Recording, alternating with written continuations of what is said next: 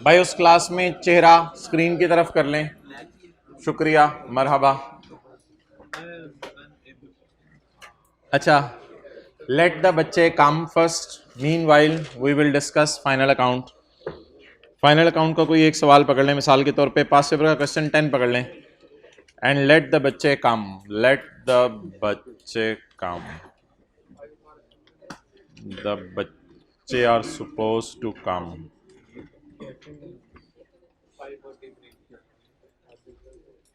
Page number 543, page 543,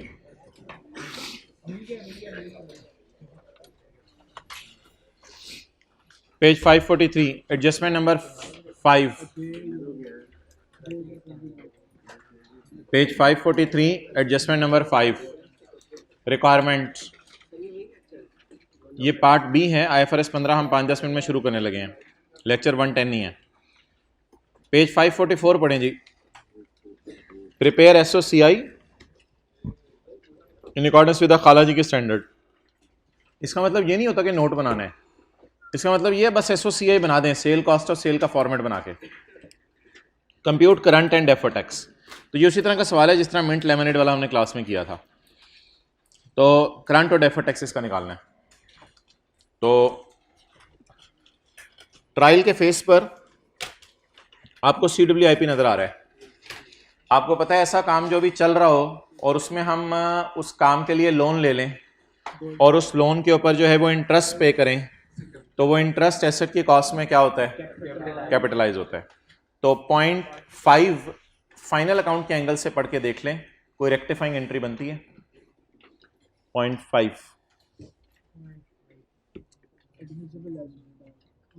नहीं, admissible inadmissible तो IAS 12 के एतबार से बात है ना, मैं तो आपसे बात कर रहा हूं फाइनल अकाउंट के एतबार से। IAS 12 के एतबार से तो मैं आपसे कुछ नहीं पूछ रहा, IAS 12 को तो छोड़ो। रेक्टिफाइंग एंट्री कोई करनी है तो बता दें।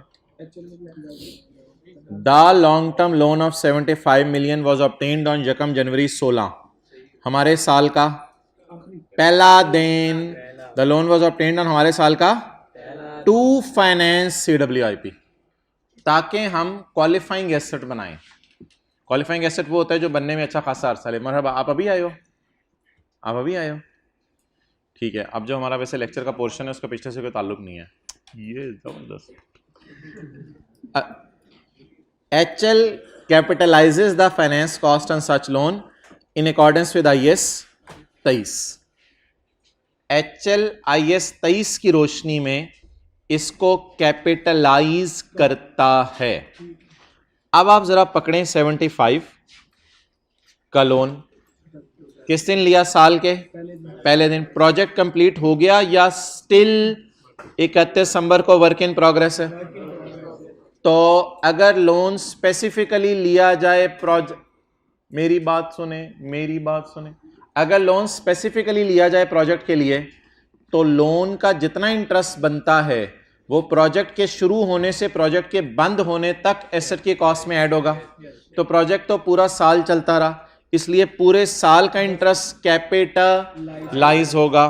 तो 75 इंटू इज इक्वल टू 7.5। 7.5 की एंट्री क्या होनी चाहिए थी और क्या हो गई है? भाई उधर ही रख दो भी, क्या होनी चाहिए थी और क्या हो गई है। अल्हम्दुलिल्लाह आप लोग सही नतीजे पे पहुंचे हैं, कोई एरर नहीं की अकाउंटेंट ने। 10 long term loan was obtained on यकम जनवरी to finance. HL capitalizes, HL capitalize करती है फाइनेंस कॉस्ट को on such loan in accordance with IAS 23। तो वो कैपिटलाइज करती है। तो अब किया क्या अकाउंटेंट ने, ये उसने नहीं बताया। तो इफ क्वेश्चन इज साइलेंट तो उसने कैपिटलाइज कर दिया है।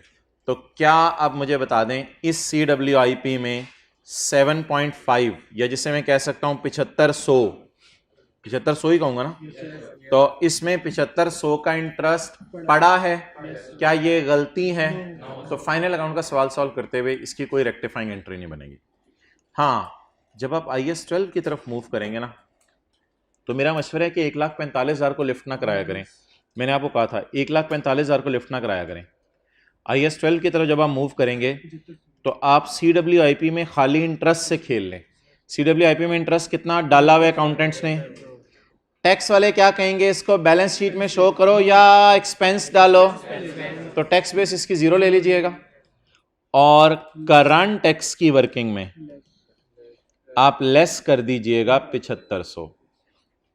इसका आपको तरीका ये बताया था कि अकाउंटिंग वाले बैलेंस शीट में डालते हैं, टैक्स वाले उठा के एक्सपेंसेस में डाल देते हैं, और ये लिखा भी हुआ है उसने। However, financial charges are admissible as an expense, खर्चे के तौर पे माइनस करने की जाता है अंडर द टैक्स लॉस। तो IS-12 के एतबार से ये नोट कर लें। कैरिंग अमाउंट 7500 आएगी। इसी ऑन कर दो यार ये वाला, बाकी किसी ने जगह चेंज करनी तो फिर वो जगह चेंज कर ले। तो बकर आ जाओ। हाँ जी बिल्कुल बेहतर नहीं, मैं तो आपके लिए करूंगा इधर।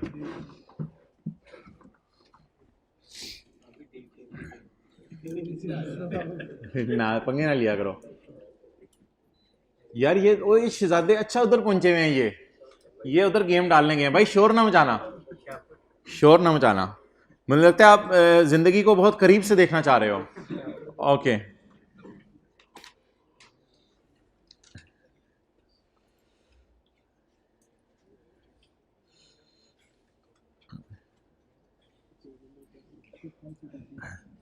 ठीक है जी, बस ओवर। IFRS 15 निकाल लें।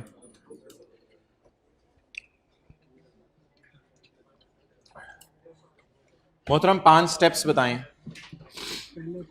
Page number 315। 5 स्टेप्स।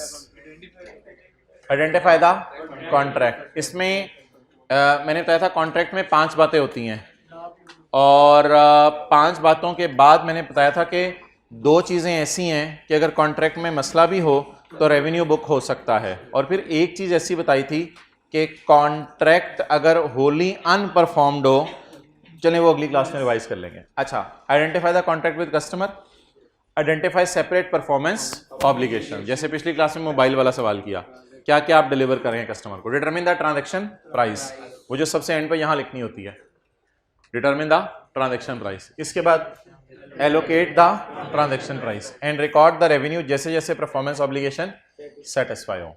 ओके, हमारा जो सबसे ज्यादा खूबसूरत कॉन्सेप्ट है ना, जो जबरदस्त कॉन्सेप्ट है, वो ये वाला है, आइडेंटिफाई सेपरेट परफॉर्मेंस ऑब्लिगेशंस। इस कॉन्सेप्ट पे कल की हमारी पूरी क्लास होगी, जिसमें हम देखेंगे कि सेलर कस्टमर से वादे कितने कर रहा है। उसमें हम बताएंगे कि बर्गर, फ्राइज और बोतल क्या अलग अलग 3 वादे थे या एक ही वादा था, और इसको साबित करते करते 1 घंटा कल ऐसे निकलेगा आपको पता ही नहीं चलेगा कि बर्गर, बोतल और फ्राइज अलग अलग चीजें थी या नहीं। तो हमारा जो सबसे टेक्निकल कॉन्सेप्ट है स्टैंडर्ड में वो ये है, आइडेंटिफाई करें वादे कितने हैं। अभी तक मैंने इस बात पे बहस नहीं की है सवाल में, अभी तक किसी सवाल में बहस नहीं की। अलग अलग वादे गिवन होते थे, वो हम एज इट इज पकड़ लेते थे। अच्छा, determine the transaction price. Transaction price determine करते हुए हम एक बात कर चुके हैं, वो जो सिग्निफिकेंट फाइनेंसिंग कंपोनेंट आता था वो ट्रांजैक्शन प्राइस के अंदर डिस्कस होता था, और एलोकेट द ट्रांजैक्शन प्राइस की डिस्कशन हमने आज की है। कैसे? वो काफी डिस्काउंट के सवाल किए थे पार्ट ए में। एलोकेट द ट्रांजैक्शन प्राइस, और in the end record revenue करें जैसे जैसे परफॉर्मेंस ऑब्लिगेशन सेटिस्फाई हो। अब जरा एक ओवरव्यू लेते हैं, पेज 317। स्टेप 1 क्या है? Identify the contract with the customer. ये हमने पढ़ा है। अच्छा, इसमें कॉम्बिनेशन ऑफ कॉन्ट्रैक्ट्स है वो रहता है। अभी आपको मैं को टिक टुक करने को नहीं कह रहा, एक ऐसे ओवरऑल व्यू दिखा रहा हूं आपको। Identify the separate performance obligation. इस पे मैंने आपको बताया कल की क्लास में, ये थ्योरी की चीज डिस्कशन है सारी। कल की क्लास में घंटा सवा लग जाना है, लेकिन बड़ी मजे की डिस्कशन है। ये वाला ACVR चला दो बकर आके। Okay, identify the separate performance obligation, determine the transaction price. इसमें मुझे बता दें, क्या हमने सिग्निफिकेंट फाइनेंसिंग कंपोनेंट पढ़ लिया? सिग्निफिकेंट फाइनेंसिंग कंपोनेंट पढ़ लिया। आज हमने इस क्लास में variable consideration, non cash consideration और consideration payable by seller to customer पढ़ना है। ये बड़े आसान से कॉन्सेप्ट्स हैं, छोटे छोटे सवाल हैं इसके भी। और ये IAS 37 में आपने ऑलमोस्ट इसे चीज़ें की हुई हैं, इसलिए इन पे टाइम नहीं लगेगा। इसमें एक कॉन्सेप्ट हमने पढ़ लिया हुआ है, सिग्निफिकेंट फाइनेंसिंग कंपोनेंट। उसके बाद आज हमने पढ़ा है allocate the transaction price, part A में एलोकेट द, उसमें स्टैंड अलोन सेलिंग प्राइसेस की बेस पे हम एलोकेशन कर देते हैं डिस्काउंट्स वगैरह की, और ये उसकी ऐसी एग्जांपल्स हैं कुछ। इसमें 3 अप्रोचेज हैं, adjusted market assessment approach, expected cost plus approach और रेजिडुअल अप्रोच। उन तीनों के सवाल किए हैं। अगर ये सवाल आपको होमवर्क में टाइम मिला तो ये पेज नंबर 337 लिख लें बस। पेज 337 पे ये वाले सवाल अगर रिवीजन आपने करने हुए 3 आउट ऑफ 5 पॉइंट्स और 4 इस तरह के 1-2-3 और सवाल हैं, अगर आपने करने हुए तो आप कर सकते हैं। पेज 337 और 338 वाले सवाल अगर टाइम मिला, वरना कोई जरूरत नहीं, बाद में चेक कर लीजिएगा। उसके बाद हमारा अगला स्टेप होगा रिकॉर्ड रेवेन्यू, जैसे जैसे परफॉर्मेंस ऑब्लिगेशन सेटिस्फाई हो। अच्छा जी, आज की अब हमारी डिस्कशन है मोहतरम, आई होप सारे हजरात आगे होंगे। वो बड़ी आसान डिस्कशन रखी है आज, वेरिएबल कंसिडरेशन, वेरिएबल कंसिडरेशन, जिसमें मैं आज बात करूंगा इंसेंटिव्स की और पेनल्टीज की, इंसेंटिव्स की और पेनल्टीज की। पेज 331, 327 आपने एक बंदे को कहा मेरा घर बना के दे दो, अगर जल्दी बना, मेरा घर बना के दे दो 1 करोड़ में, अगर जल्दी बना दिया तो 2 लाख और दे दूंगा, अगर लेट बनाया तो 1 लाख जुर्माना डालूंगा। ये 2 लाख और दे दूंगा क्या होता है? इंसेंटिव। और 1 लाख पैसे काटूंगा, पेनल्टी। आई रिपीट, कॉन्ट्रैक्ट के अंदर 2 प्राइसेस होती हैं, एक होती है फिक्स्ड प्राइस, एक होती है वेरिएबल। आपने अपना घर बनवाना है तो आपने कॉन्ट्रैक्टर से कहा यार ये घर बनाने 10 मरले का, उसने कहा यार 1 करोड़ में बन जाएगा। आपने कहा अच्छा चलो ठीक है।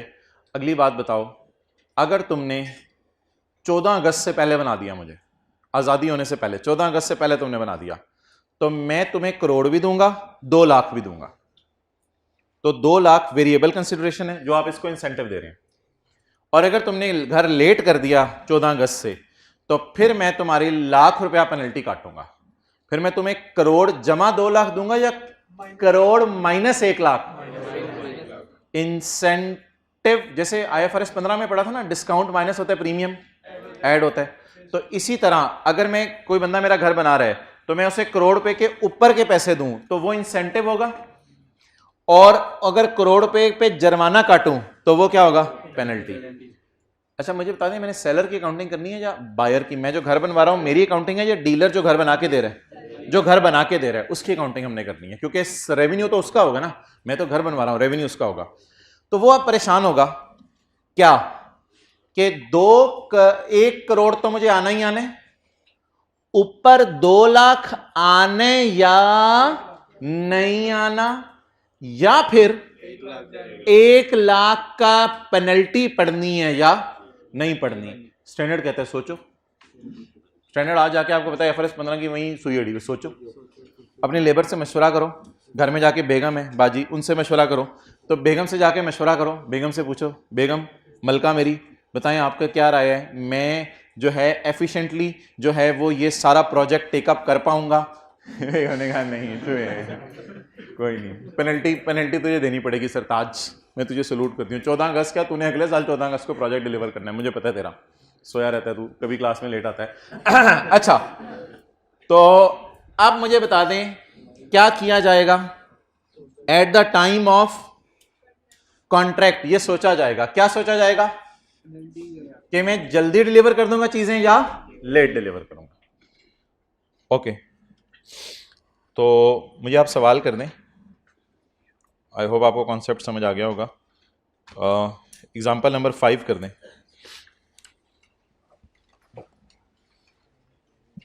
मैंने आपको बताया आज की क्लास में करना सब कुछ आपने ही, आसान आसान से काम है। एग्जाम्पल 5 यार ये होगी पेज नंबर ना 330 पे, 330 पे। उस क्लास में ना ऐसे करके नहीं बैठना, बॉल पॉइंट पकड़े हाथों में और कैलकुलेटर पकड़े और चलें। फिक्स्ड प्राइस मुझे बताएं और वेरिएबल प्राइस बताएं। रेवेन्यू निकालने कितने, रेवेन्यू कितना बुक होगा?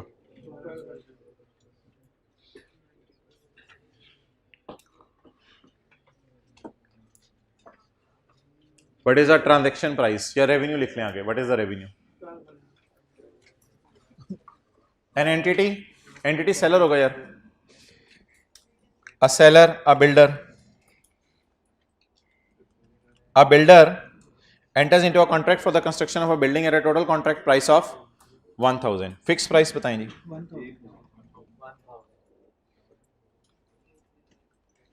1000 million with a completion date of 31 December. The contract specifies a performance bonus of 200 million। 200 million आपको और मिल जाएगा if the project is completed within stipulated time। Stipulated कोई वो चीज नहीं है, स्टिपुलेटेड मींस कि ऊपर वाले टाइम में, तो ऊपर वाले टाइम में स्टेपलर नहीं है ये। अगर ऊपर वाले टाइम में प्रोजेक्ट कंप्लीट हो गया तो बड़ा हम तुमको 200 मिलियन और देगा, तो हम आपको 200 मिलियन और देंगे based on the entity extensive experience. सोचो सोचो सोचो, based on the entity extensive experience with similar contracts the entity estimates that 90% chance of timely completion. ये 90% कोई अमाउंट पे लगाना नहीं है आपने, ये 90% का मतलब होता है हाई चांस। हाई चांस है, IS 37 टाइप बात है ना, हाई चांस है कि हमें इंशाल्लाह प्रोजेक्ट टाइम पे पूरा कर देंगे। बता दें जी, तो इंशाल्लाह अगर कर दिया पूरा तो पूरा 200 मिल जाएगा, तो ये परसेंटेज अप्लाई नहीं करनी इधर आपने, ठीक है। तो हाई चांस है कि, अच्छा अब इसमें दो पॉसिबिलिटीज हैं, 90% चांस है कि 200 मिलेगा और 10% चांस है, भाई अटेंटिवली सुने बातों को, 90% चांस है कि 200 मिलेगा और 10% चांस है कि अंडा मिलेगा। अंडा भी नहीं मिलेगा बल्कि गोल वाला, सिफर में मिलेंगे। तो 10% चांस है कि अंडा मिलेगा। अब ज्यादा चांस क्या है? 200 मिलेगा। तो जब ज्यादा चांस है 200 मिलेगा तो फिर रेवेन्यू किस पे बुक करें? अच्छा, अगला सवाल मेरा, ये इंसेंटिव है या पेनल्टी है? अगर इंसेंटिव है तो ऐड करने, पेनल्टी है तो माइनस करनी है। तो कौन सा साइन लगाऊं? ऐड का, ऐड इंसेंटिव, हाई चांस है मिलने का। तो रेवेन्यू किस पे बुक करेंगे? 1200। 1200 is my transaction price. Done जी। चलिए एग्जांपल 6 कर दो।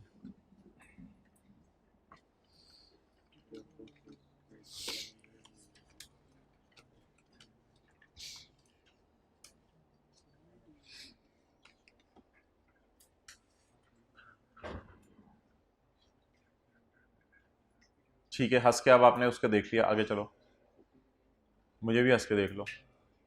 अच्छा,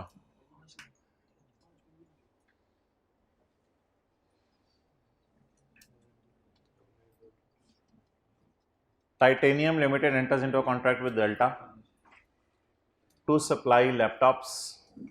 टाइटेनियम कोई हफीज सेंटर में होगा, जो लाहौर के रहने वाले हफीज सेंटर लैपटॉप्स की मार्केट है। Titanium Limited enters into a contract with Delta to supply laptops at total contract price of 50 lakh by 30 June 2003। The contract stipulates a penalty of 4 lakh if the laptops are not delivered by specified date. Seller के जूते पहने, laptop बेच के मिलना कितने?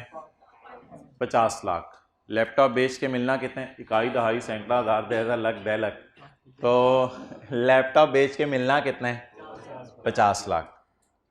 Contract में ये लिखा हुआ है कि 4 लाख तुम्हें पेनल्टी पड़ेगी सेलर, जो लैपटॉप बेचने वाला है, अगर तुमने लैपटॉप टाइम पर डिलीवर ना किया है। तो आगे मत पढ़ें।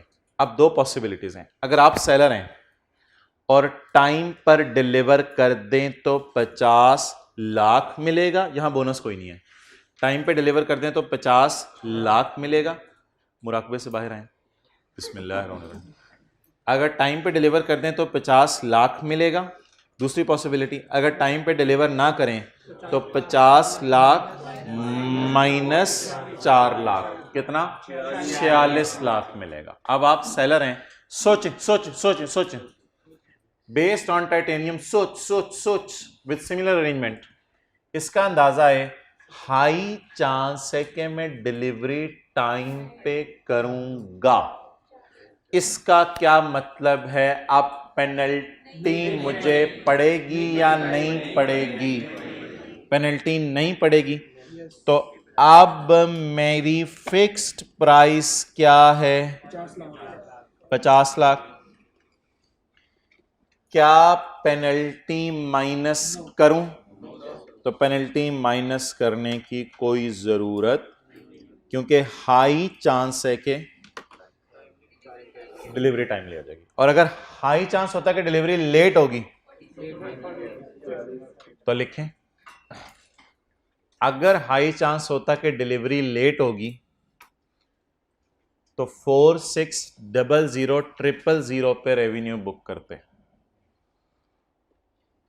अगर हाई चांस होता कि डिलीवरी लेट होगी तो 46000000 पे रेवेन्यू बुक करते।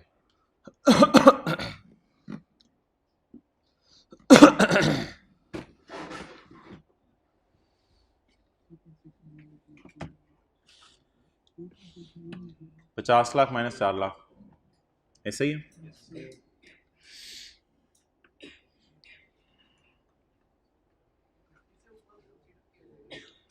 हाँ 50 से ऊपर। अच्छा यार, अब ना थोड़ी बात आगे लेके चलते हैं। यहां तक जो 2 सवाल थे ना, उनमें 2 पॉसिबिलिटीज थी। 2 पॉसिबिलिटीज थी। क्या?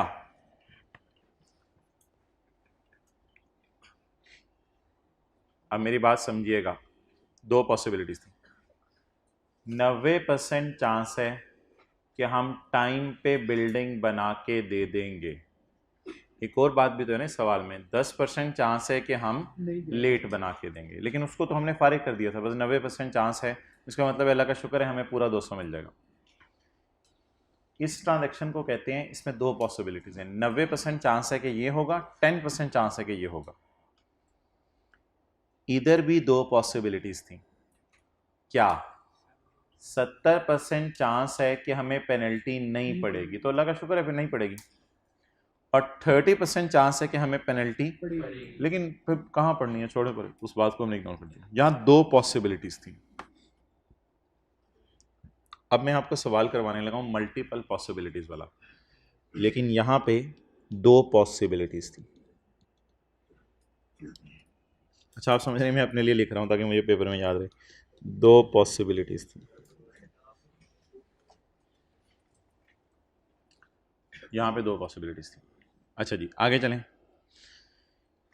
Example number 4। एग्जाम्पल 4 पिछला सफा।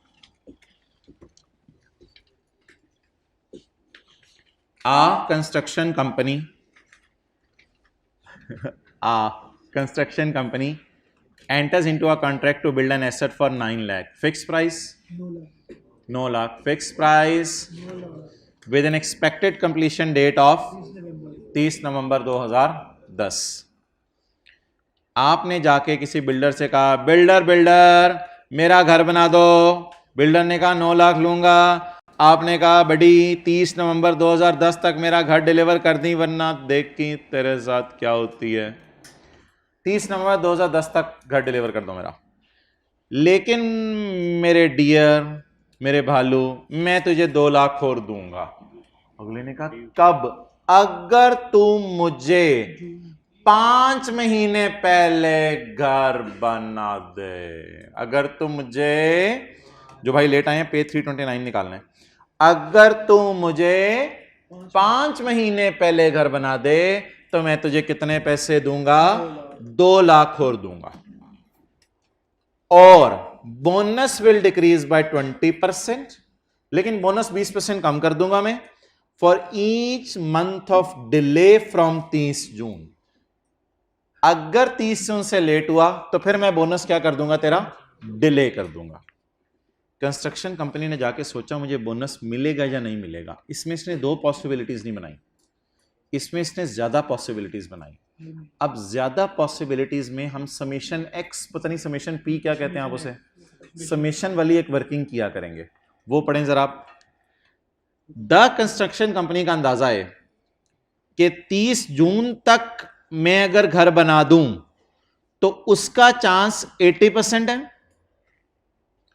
अगर मैं 31 जुलाई तक घर बना दूं, 1 महीने के डिले से, उसका चांस 15% है।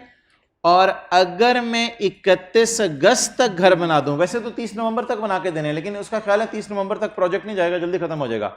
अगर मैं 31 अगस्त तक बना दूं, 2 महीने का डिले पड़ेगा, तो ऐसी सूरत में मेरा चांस कितना है? 5%। अब आप लोग मुझे पहले ये बता दें कि फिक्स्ड प्राइस कितनी है? Fixed price 9 lakh. तो फिक्स्ड प्राइस को तो मैं एज इट इज पहले लिख लेता हूं, और रिक्वायरमेंट में सवाल की अभी नहीं पढ़ा। फिक्स्ड प्राइस को एज इट इज लिख लेते हैं। पहले ये लिख लें, मोर देन 2 पॉसिबिलिटीज। दो नहीं है, 2 से ज्यादा पॉसिबिलिटीज हैं। अब आपने ना जरा डिफरेंट तरीके से सोल्यूशन करना है जी मोहतरम। फिक्स्ड प्राइस 9 लाख, और सवाल में क्या अवेलेबल है? बोनस या पेनल्टी? बोनस या इंसेंटिव? इसे मैंने ऐड करना है, लेस। अब मैं वर्कआउट करूंगा, अब वो पुराना तरीका नहीं चलाना, अब मैं वर्कआउट करूंगा, क्योंकि 2 पॉसिबिलिटी है, 2 से ज्यादा। जब 2 थी तो मैंने कहा था दोनों में से बड़ी वाली उठा लें। अब बड़ी वाली नहीं उठानी, अब बड़ी वाली नहीं उठानी। अच्छा, वैसे पहले एक छोटी सी कैलकुलेशन साइड पे करके रख लें। मैं मुझे ये बता दें, अगर मैंने 30 जून को घर बना दिया तो मुझे बोनस कितना मिलना है? 2 लाख। अभी ये मत बताएं मुझे इसका चांस कितने हैं, मुझे बताएं मिलना कितने हैं? 2 लाख। अच्छा, इसको ना अकाउंटिंग से हट के पढ़ें, सादा सी बातें हैं। कहीं घर बन रहा था तो आप चले गए वहाँ पे, लोगों ने कहा जरा साइड पे होके खड़े सॉरी हाँ जरा साइड पे हो गया। आपने कहा हो की रहा है? तो उन्होंने कहा जी हमने वादा ये किया कि अगर 30 जून तक घर बना दिया तो 2 लाख मिल जाएगा। अगर महीने महीने का डिले आता रहा तो बोनस को 20% से क्या करते रहेंगे? कम करते रहेंगे। अब आप मुझे बता दें, अभी ये वाली परसेंटेज ना देखें, अभी मुझे सिर्फ आप ये वाली परसेंटेज देखें। The bonus will decrease by 20% for each month of delay from 30 जून। अब अगर 31 जुलाई को मैं घर बना के दूं तो क्या मुझे बोनस पूरा मिलेगा या बोनस में 20% माइनस करके मिलेगा? 2 लाख माइनस 20% ऑफ 2 लाख कितना हो गया?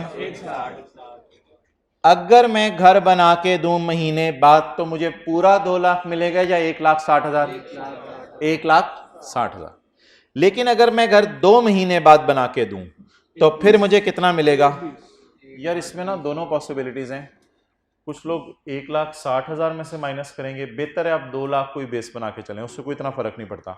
एक ये लीज वाला तरीका भी था ना, 2 लाख इंटू 80% और 1,60,000 इंटू 80%, ये भी कर सकते हैं, लेकिन उससे फिगर थोड़ी चेंज आएगी। मैं एक और तरीके से कर रहा हूं, मैं जरा सिंपल रख रहा हूं। 2 lakh minus 20% of 2 lakh minus 20% of 2 lakh, यानी 2 दफा 20% में माइनस कर रहा हूं, ठीक है।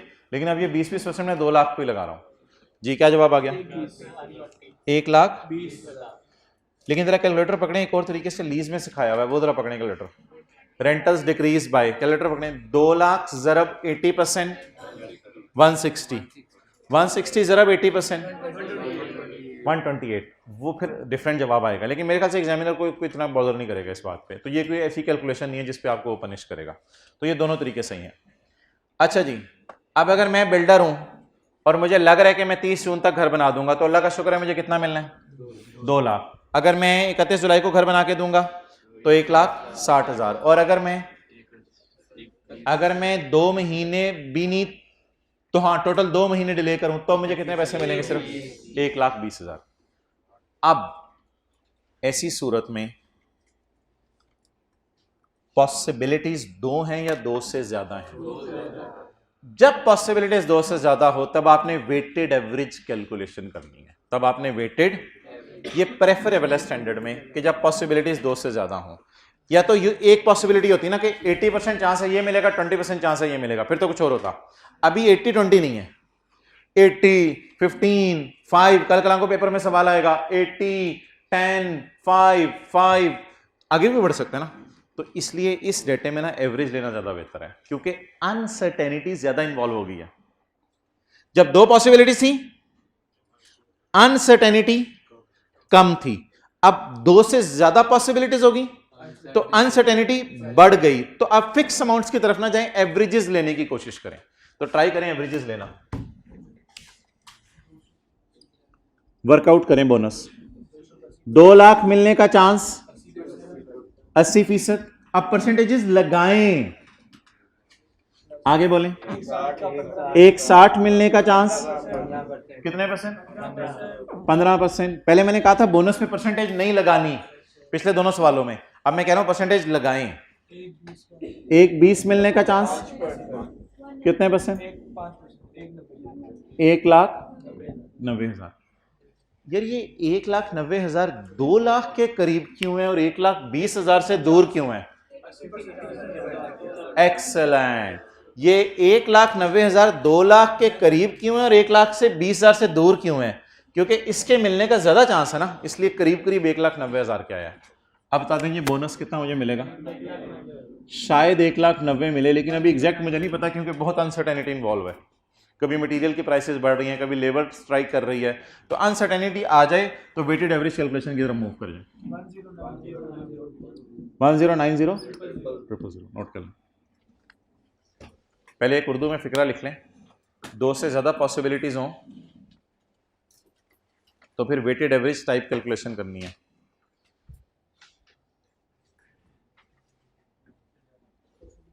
दो से ज्यादा पॉसिबिलिटीज हों,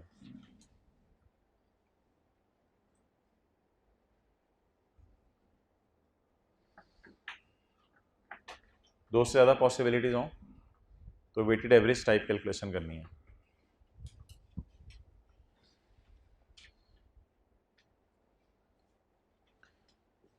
इसका नाम होता है एक्सपेक्टेड वैल्यू। एक्सपेक्टेड वैल्यूज निकालें, एक्सपेक्टेड वैल्यू जो वेटेड एवरेज करते हैं, एक्सपेक्टेड वैल्यूज।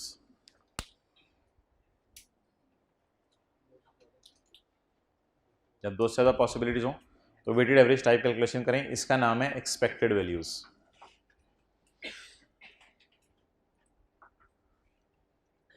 अच्छा,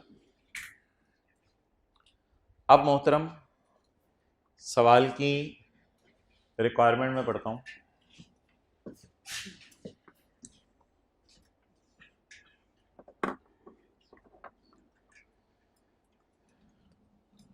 required calculate the transaction price. इधर आ जाओ जरा। Calculate the transaction price using expected value method, preferable in this scenario because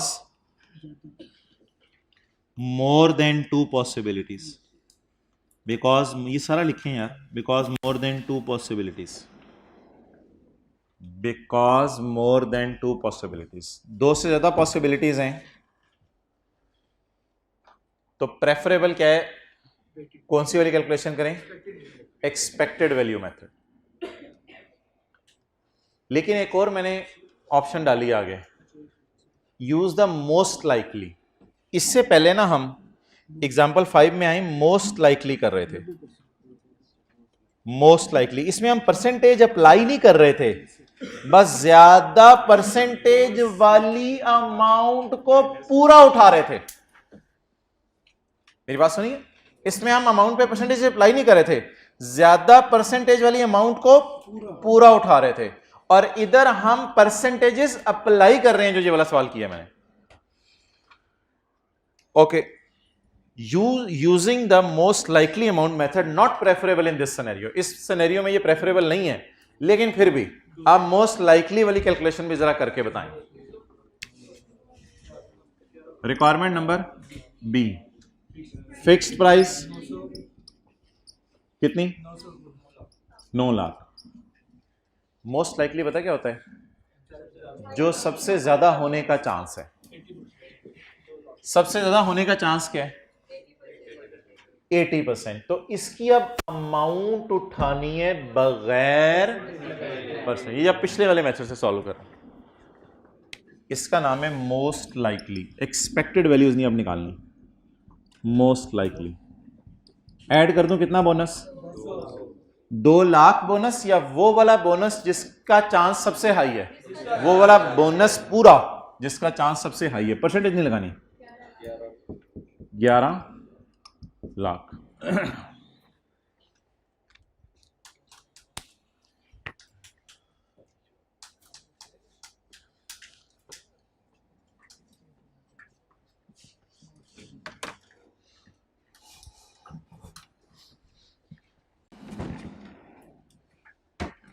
चलें जी, दो पॉसिबिलिटीज हैं, तो ज्यादा पॉसिबिलिटी वाली अमाउंट को पूरा उठाना है। दो से ज्यादा पॉसिबिलिटीज हैं, हर पॉसिबिलिटी की अमाउंट निकालनी है और बार बार परसेंटेज निकालनी है। अब मैंने एक ऐसा सवाल आपके सामने रख रहा हूं जिसमें ये दोनों सिनेरियोज डिस्कस हो रहे हैं। 5 मिनट है ये सवाल करने। एग्जाम्पल नंबर 7,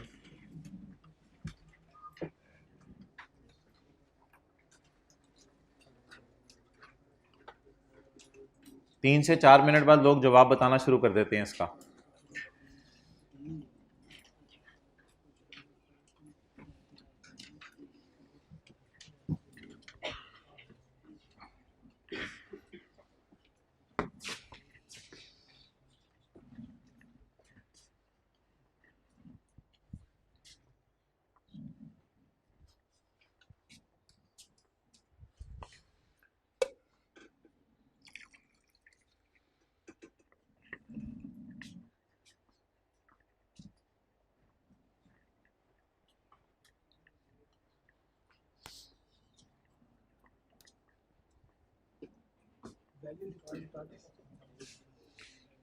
रेवेन्यू बताएं कितना बुक करना है इसने।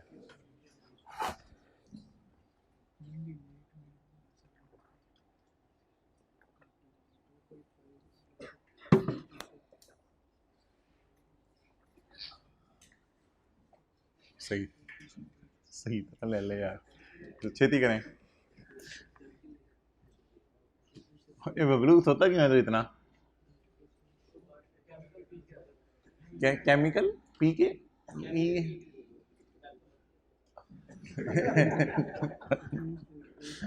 चल गया है आपका इसका मजाक? चलो ठीक है, फिर गया। चलें जी, गुजर हो आप। चलो 2633 नताए जाने लग गए हैं। 2633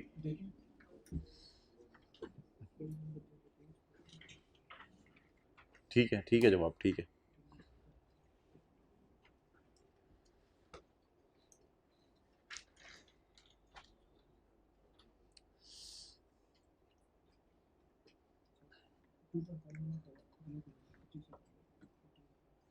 जी और भाई हाथ खड़ा करें, इसने कैलकुलेट कर लिया।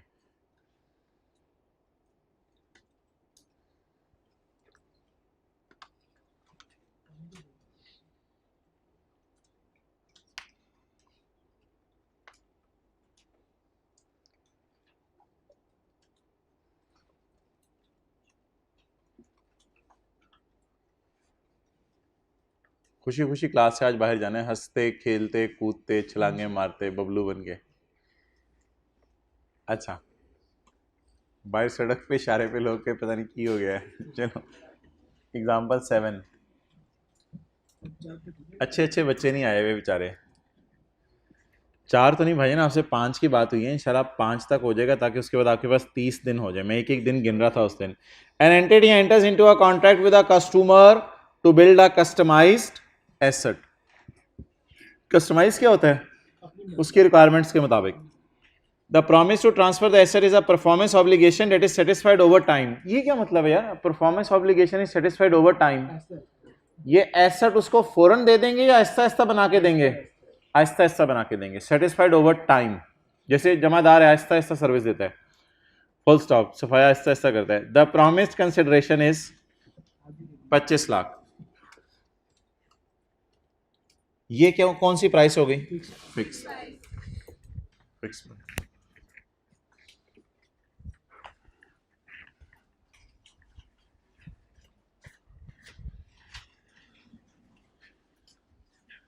दो के गुजर साहब आपने पार्ट ए मिस कर दिया, लेकिन आपकी लक ये है कि पार्ट बी का पार्ट ए से कोई ताल्लुक नहीं है।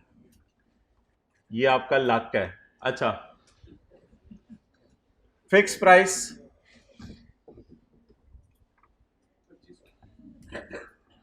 जी, भाई ने खांसी कर लिया, हम आगे चलते हैं। बट आ गया इधर क्लास में, but that amount will be reduced और increase depending upon the time of completion of asset. तो अब ये कंसिडरेशन फिक्स हो गई या वेरिएबल? वेरिएबल। स्पेसिफिकली कहते हैं खुल के अगर मैं आपसे बात करूं तो शर्म शर्म मेरे में कोई नहीं, खुल के अगर बात करूं, फॉर ईच डे आफ्टर 31 मार्च, बचपन में कहते थे ना 31 मार्च आएगी, कईयां हंसाएगी, कईयां रुलाएगी, रिजल्ट आता था मैट्रिक का। अच्छा, specifically for each day of 31 मार्च, 31 मार्च आप लोगों को बहुत पुराने बचपन की बात है, आप लोगों को कुछ एडवांस वर्जन निकाला होगा इसका।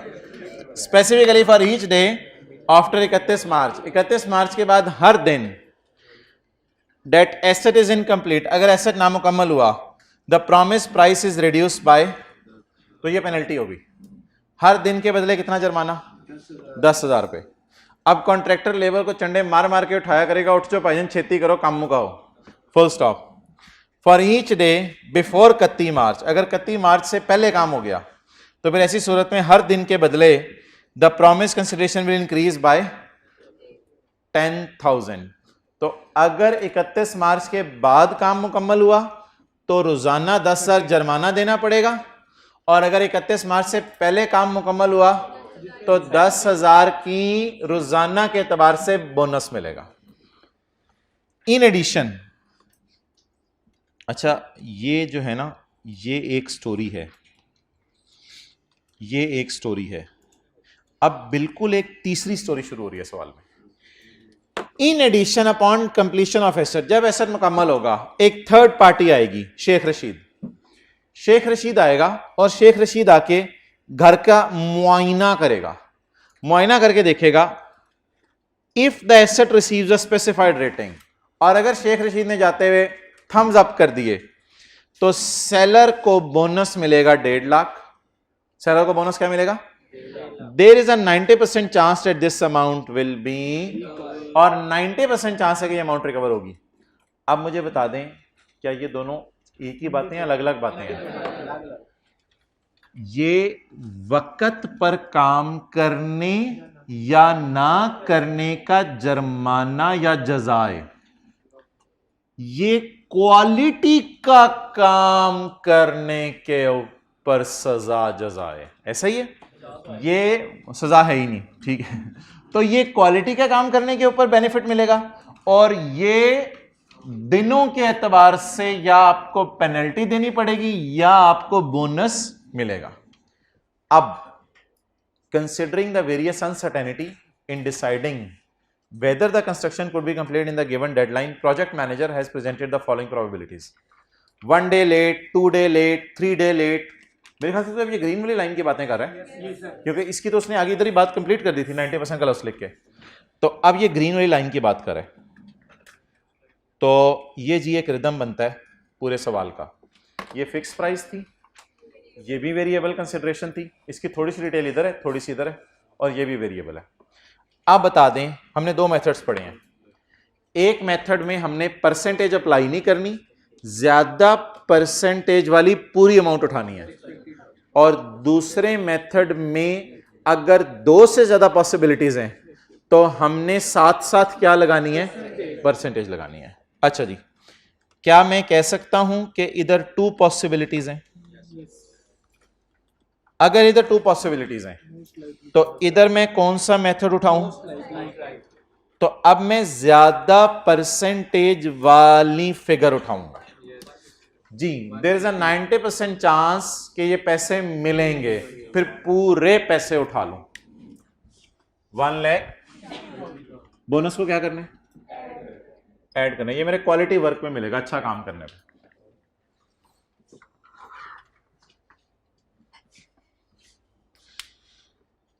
इधर पॉसिबिलिटीज बताएं, मोर देन 2, मोर देन 2, 2 से ज्यादा पॉसिबिलिटीज हैं। तो अब मुझे एक तो ना पहले रुपीज निकालने पड़ेंगे हर एक के। अगर एक दिन लेट करूं, कॉन्ट्रैक्टर ने कह दिया लेट ही होना है, मैनेजर ने हमारे मशवरा दे दिया भाईजान लेट ही होना है, बॉस जो आप करते हैं वो मुझे भी पता है, दिल में सोच रहे हैं लेट ही होना है। ऐसी सूरत में कितना जुर्माना? अगर 2 दिन लेट हो 20,000 जुर्माना, 3 दिन लेट हो 30,000 जुर्माना। अब क्या जुर्माना ज्यादा परसेंटेज वाला पूरा 10 उठाऊं या परसेंटेज लगाऊं? मोर देन 2 पॉसिबिलिटीज हैं, इसलिए हम क्या करेंगे? एक्सपेक्टेड वैल्यू लगाएंगे। ये 2 बातें जरूर लिखनी है आपने। मोर देन 2 इसलिए expected value, 2 possibilities most likely, ये 2 बातें जरूर लिख लें।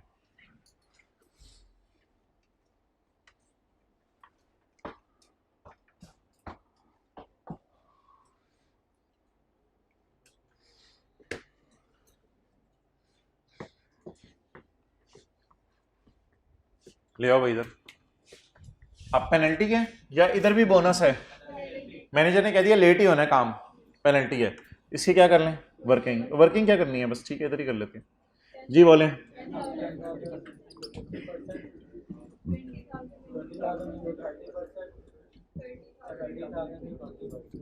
ये मैंने ऐसे रिदम में नहीं लिख रहा, वो जगह नहीं थी ऐसे। 30,000 इंटू 100% प्लस नहीं माइनस, हाँ लेस 17,000 26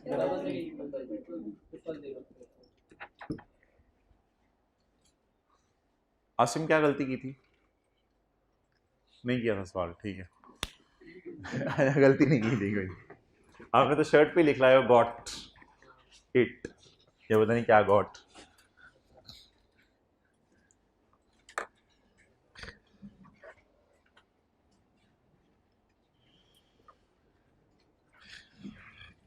यार ये फिर किसी दिन देख लेंगे, ये कोई ना है नहीं। Constraining estimates of variable consideration ये कर लिया। सिग्निफिकेंट फाइनेंसिंग कंपोनेंट याद आ रहे हैं? डेटर वाले सवाल सारे, डेटर वाले सवाल significant component. Non cash consideration, non cash consideration, ये तो एक बड़ा आसान सा कॉन्सेप्ट है। कॉलेज के अंदर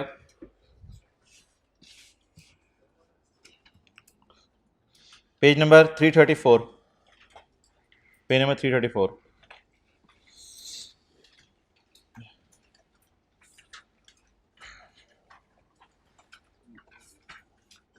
an entity Jamadar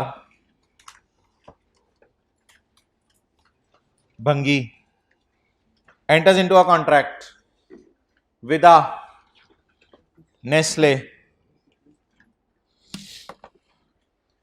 A jamadar enters into a contract with a Nestle to provide a weekly service for 1 year. तो 1 साल तक हर हफ्ते आपको सफाई करके देता रहूंगा। The contract is signed on यकम जनवरी 2001 and work begins immediately. और जमादार ने सफाई करनी शुरू कर दी। जमादार ने थोड़े वक्त गुजरने के बाद पूछा, एक दो लम्हे, बदले में मुझे क्या देंगे? मैं सफाई करूंगा, आप मुझे बदले में क्या देंगे? In exchange for service. वैसे जमादार सेलर है, जमादार की अकाउंटिंग करने लगे हम, क्योंकि उसने रेवेन्यू बुक करना ना। जैसे जैसे वो सफाई कर रहा होगा वैसे वैसे वो सोच रहा होगा मैं रेवेन्यू बुक करूं। In exchange for service, service के बदले the Nestle promises its own 80 share. तू जमादार से कंपनी का मालिक बनता रहेगा, जैसे जैसे सफाई करता रहेगा तो मालिक बनता रहेगा, जैसे जैसे सफाई करता रहेगा कंपनी तेरी बनती रहेगी। खीर होगी। In exchange for service the customer, वो कह रहे हैं मैं भी सफाई शुरू करने लगा। The customer promises its on 80 shares पर वीक। हर हफ्ते के एंड पे आया करी, पैसे पूसे रोकड़ा कोई नहीं मिलेगा, तुझे हम क्या दे दिया करेंगे? थोड़े से शेयर ले लो। अच्छा, full stop. The terms in the contract required that shares must be paid upon the successful completion of each week of. हर हफ्ते के एंड पे काम देखा जाएगा, जहां जहां मिट्टी नजर आई चपेड़े मारी जाएंगी उसको, अगर मिट्टी नजर ना आई तो उसको इंशाल्लाह 80 शेयर हम दे दिया करेंगे। ऑन 7 चपेड़ का लफ्ज़ ना बोला करें, चपेड़े बोला। ऑन 7 जनवरी 2001 को कितना अरसा गुजर गया? एक हफ्ता गुजर गया। Customer Nestle issued share, Nestle ने शेयर इशू कर दिया, having a fair value of ₹12 पर शेयर ऑन दैट डेट। अच्छा, वैसे आपके घर जो जमादार आता है वो तो ये एंट्री करता होगा ना, कैश डेबिट और इनकम क्रेडिट, लेकिन वो तो आपके घर आता है, ये तो नेस्ले वालों के पास आ रहा है, ये क्या एंट्री करे? बोले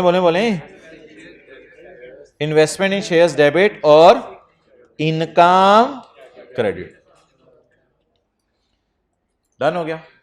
तो वो ये एंट्री कर ले। आपके घर जमादार आता है वो एंट्री करता होगा कैश डेबिट इनकम क्रेडिट, आप उसे कहते हैं उनका नोट दे देते हैं, लेकिन इधर उसे क्या मिल रहे हैं? शेयर। लेकिन यार इधर एक बात जरा सुन लें, इधर आपने ना जो इनकम है रेवेन्यू वो बैलेंसिंग निकालना है। वो क्या निकालना है? बैलेंसिंग। क्योंकि ट्रांजैक्शन में कैश भी आ सकता है, ट्रांजैक्शन में कैश भी आ सकता है। तो आपने इधर ना इनकम बैलेंसिंग निकालनी है, इनकम बैलेंसिंग निकालनी है, ये बड़ी इंपॉर्टेंट बात है।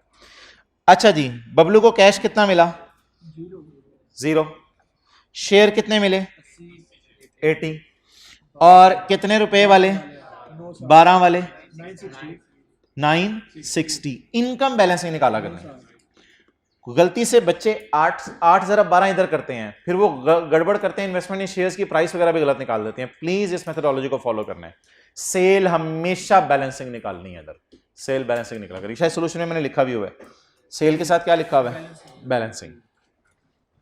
नोट कर लें एंट्री रजिस्टर पे।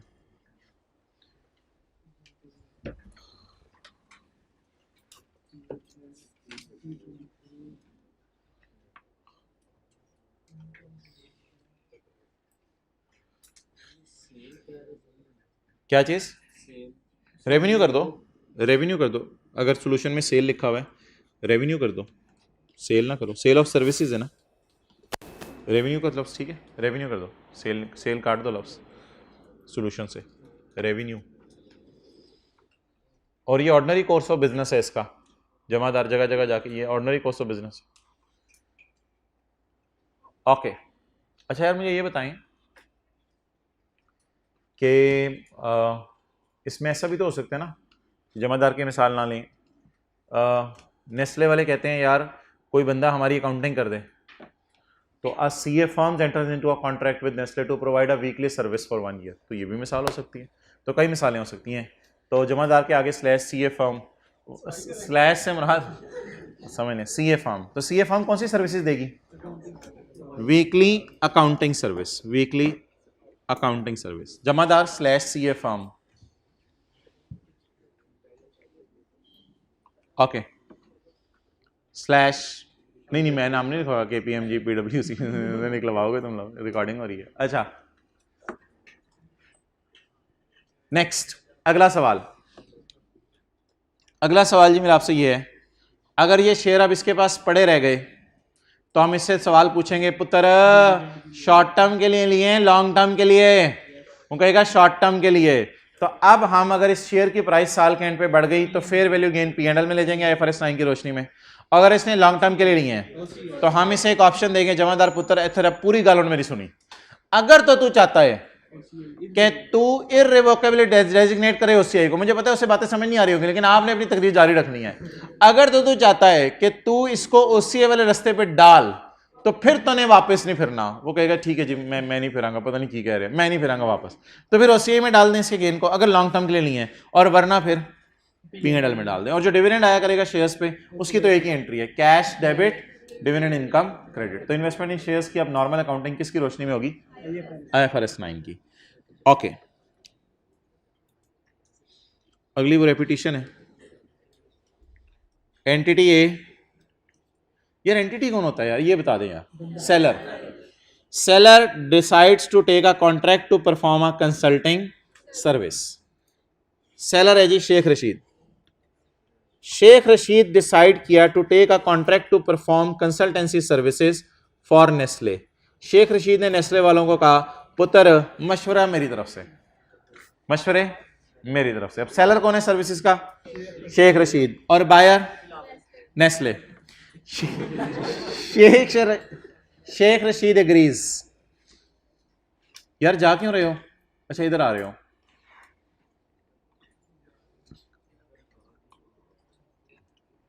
लेट आए थे, ऑनलाइन लोगे मेरे ख्याल से। Sheikh Rashid agrees to receive 1000 shares of, ये नेस्ले नहीं था, पेल कंपनी थी।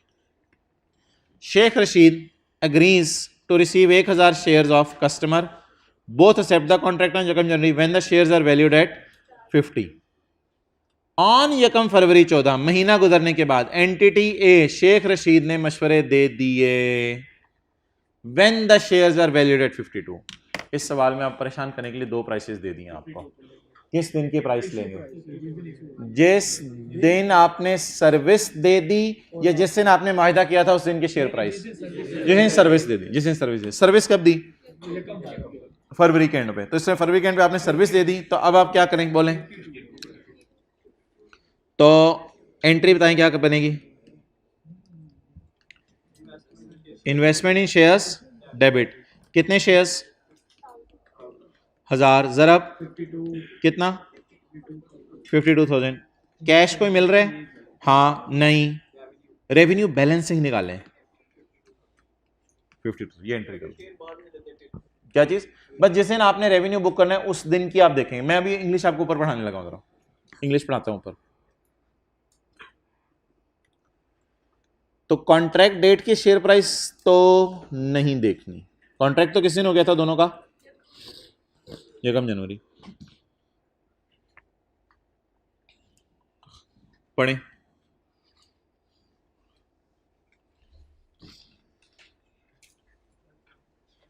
टैक्सी क्लास लेने आए हैं, 50 मिनट पहले आ गए हैं। ड्राइवर वही है, सवारियां बदली हुई हैं। To determine the transaction price for contracts. To determine the transaction price for contracts with a customer promises consideration in which a customer promises consideration in form other than cash। यार अब थोड़े बड़े हो गए, जरा इंग्लिश को समझा करें। To determine the sale price लिखें ऊपर।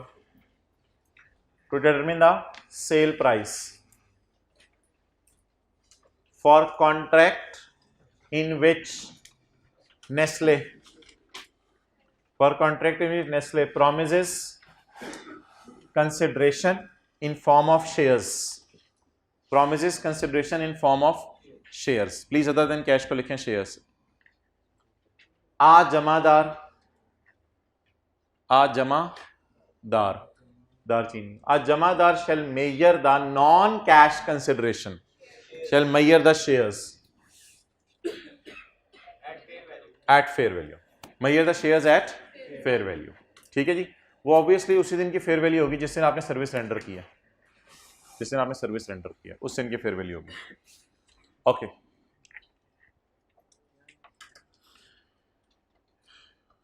एक ही छोटा सा कॉन्सेप्ट है, ये जरा और से सुन लीजिएगा।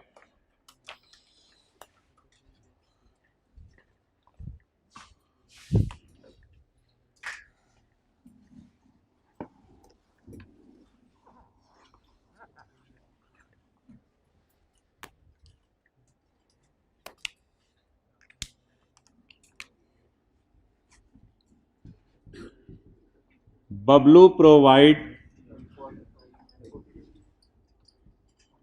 Cleaning service for college. Bablu ने क्लीनिंग सर्विस प्रोवाइड करनी है कॉलेज को फॉर 1 मंथ, 1 महीने के लिए। फॉर 1 मंथ, 1 महीने के लिए। इन कंसिडरेशन क्या मतलब? बदले में। College will give its own shares. College बदले में क्या देगा आपने? शेयर्स देगा। College will give its own shares having fair value of rupees. College will give its own 500 shares. College अपने 500 शेयर्स देगा हैविंग फेयर वैल्यू ऑफ ₹30। अच्छा, 30 each. यहां तक तो मैंने आपको पढ़ा दिया, यहां तक तो मैंने आपको पढ़ा दिया।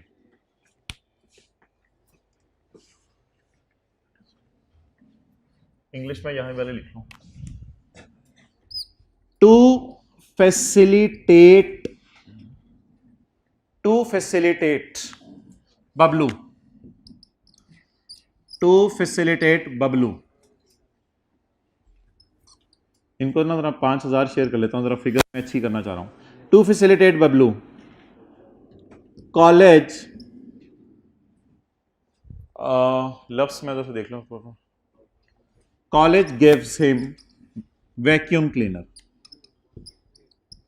College gives him vacuum cleaner. Transaction ने रुख बदला, बात आसान है, बात तो समझ आ रही है ना। बबलू से कहा सफाई कर, बबलू ने कहा कारपेट लगे हुए हैं इधर नीचे, मैं कहां से झाड़ू फेरूं।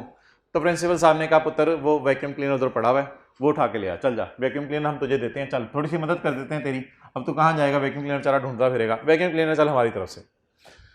आज स्टैंडर्ड कहते हैं बबलू को, बबलू देखो देखो देखो, ये वैक्यूम क्लीनर तुम्हें हमेशा के लिए दे रहे हैं या वापस ले लेना, वो मैं बताऊंगा।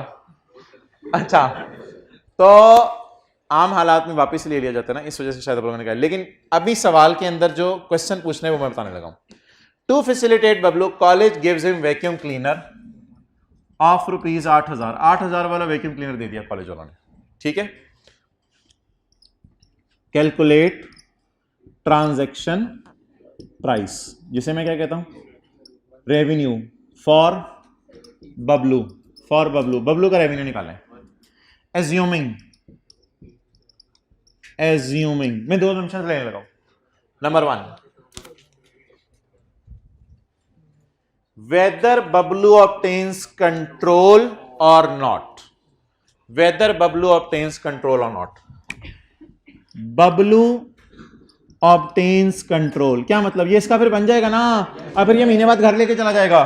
वेदर बबलू ऑब्टेन्स कंट्रोल और not, number 1 option Bablu obtain control, number 2 Bablu not obtain control.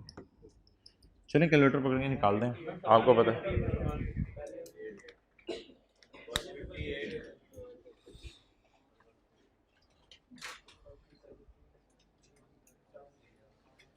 अच्छा मोहतरम, जब ये सफाई करेगा, वैक्यूम क्लीनर मिले ना मिले, शेयर मिलने हैं, ये बात तो तय हो गई, शेयर मिलने ही मिलने हैं। दूसरा सवाल मेरा आपसे, जब ये सफाई करेगा तो किस ऑप्शन में वैक्यूम क्लीनर भी मिल जाना है और किस में नहीं मिलना। पहली वाली ऑप्शन में वैक्यूम क्लीनर भी मिल जाना है और दूसरी वाली ऑप्शन में वैक्यूम क्लीनर नहीं मिलना। तो अब दोनों सूरतों में जनरल एंट्रीज क्या बनेंगी। ऑप्शन नंबर 1, शेयर तो मिलने ही मिलने हैं, इन्वेस्टमेंट इन शेयर्स डेबिट, कितने शेयर्स, जरा 1.5 लाख, 1.5 लाख रुपया। बबलू ऑब्टेन्स कंट्रोल, तो फिर एक और चीज मिल गई, एक और चीज मिल गई, वैक्यूम क्लीनर भी बबलू का हो गया, वैक्यूम क्लीनर डेबिट 8,000। अब इसको वो फिक्स एसेट बनाए और डेप्रिशिएट करे बबलू, फिर उसकी मर्जी है, वो जो भी करे। अच्छा, सेल बैलेंसिंग, सेल बैलेंसिंग, वो भाई कहते हैं सेल का अच्छा नहीं लग रहा, तो रेवेन्यू फ्रॉम सर्विसेज, और अगर आपने उसको नहीं देना वैक्यूम क्लीनर तो फिर तो अमानत है, तो फिर वो तो फिर शेयर्स को डेबिट करे बस। तो नहीं आप तो लीज की किस्तें तो नहीं दे रहे ना। इन्वेस्टमेंट इन शेयर्स डेबिट और रेवेन्यू नहीं, नॉन कैश कंसिडरेशन है, कैश तो इन्वॉल्व नहीं हो रहा। नोट कर लें, किताब पे नोट कर लें, ये वही कहीं सवाल।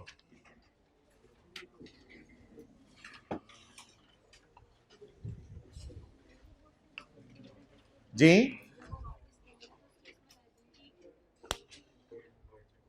नहीं, ये अमानत है, ना मिलने पे एसेट बुक करें, ना वापस करने पे लाइबिलिटी को बस।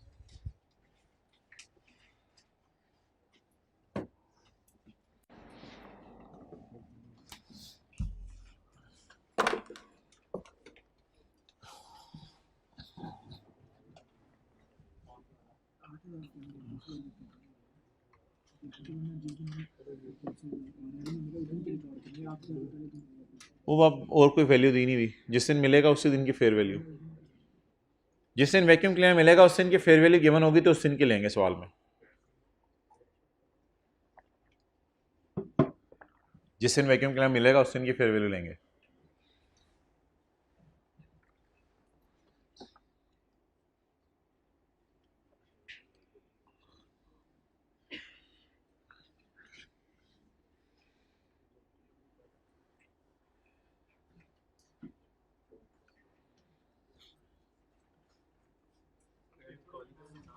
हाँ हाँ, तो फिर तो उसका नॉर्मल एसेट होता है, उसे डेप्रिशिएट करता, फिर से सेल में बुक ना करता, फिर वो एसेट डेबिट कैश क्रेडिट।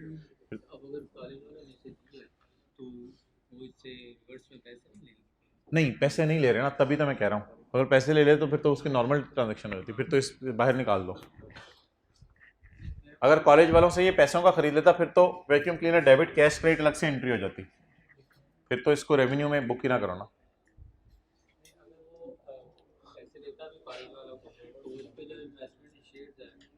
फिर उन दोनों डील्स को अलग अलग रख लो, सेल अलग बुक करो और वैक्यूम क्लीनर की परचेज अलग बुक करो।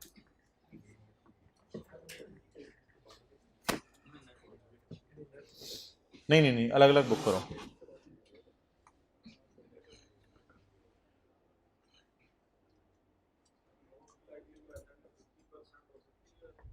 नहीं यार, फिर वो तो मोस्ट लाइकली नहीं होगा ना। अच्छा जी, इधर आए। अच्छा अच्छा, नोट कर लें पहले।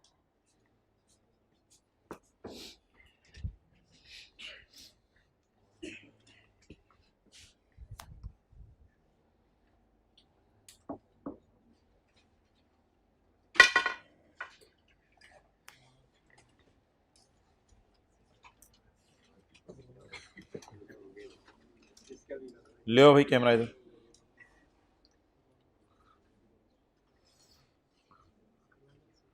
लिखें, if college contributes vacuum cleaner,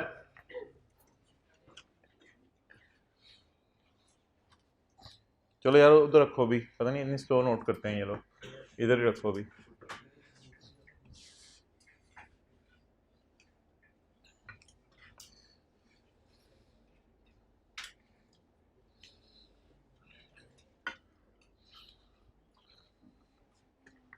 ले आओ अभी तक। If college contributes vacuum cleaner, लिखें आप, if college contributes vacuum cleaner to facilitate sweeper fulfillment of contract. If college contributes vacuum cleaner to facilitate the sweeper fulfillment of contract, the sweeper shall assess whether he obtained control of those contributed goods or services. If so, अगर control ले ले, if so, अगर ले ले control, तो ये वाला scenario, if so, the sweeper shall account for the contributed goods as also a non-cash consideration received from customer. It is also a non-cash consideration received from customer.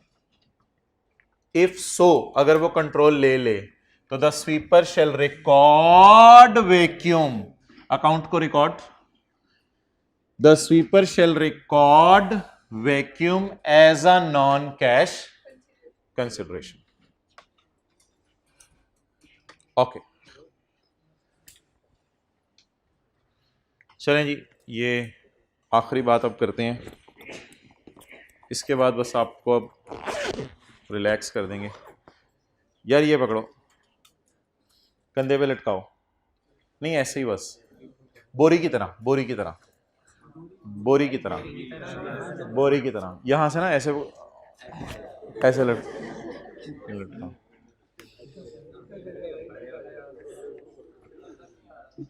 ले आओ, ले आओ, ले आओ, ले आओ, ले आओ, ले आओ, ले आओ।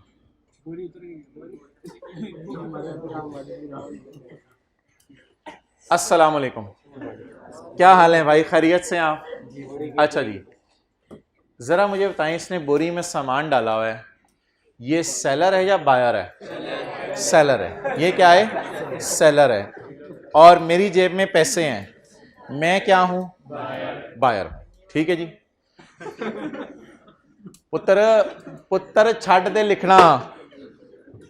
अच्छा, आखिरी कॉन्सेप्ट जी हमारा हो रहा है, ये सेलर है, बोरी में सामान डाल के लाया, ठीक है, मैं हूं बाटा, मैं हूं बाटा, तो बाटा वालों के पास ये सामान डाल के लाया है भाई,